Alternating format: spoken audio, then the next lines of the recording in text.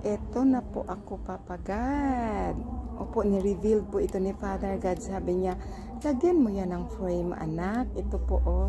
Ako, dinaladala ko si Papa God. Ayan.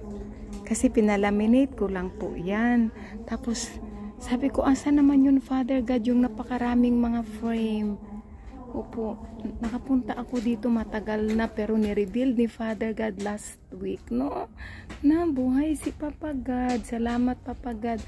Yan, kadami-dami mga frame.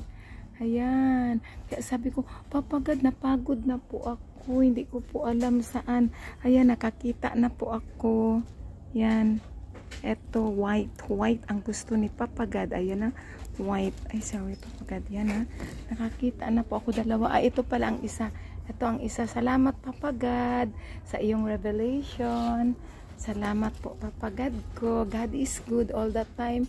Na, kung hindi sinabi ni Papa God sa akin, ito, matagal ko na ito pinalaminate. Pero no, sabi ni Papa God, anak, ilagay mo yan sa frame, anak. Kaya sabi ko, upo, Papa God. Ay, ito nga, ito nga. Tapos, tingnan natin. Ayan. Yan na, Papa God. Na white. Ang gusto ni Papa God, yan. Pero itong isa parang silver. Yan, okay na yan. Papa God, I love you above all things. Salamat, Papa God, for your holy presence in my life. Po na. Yan po. Thank you, Lord. Hallelujah, hallelujah. Hallelujah. I love you, Father God, above all things. Thank you, Father God, for choosing me. Thank you. I belong to you. Glory to God in the highest.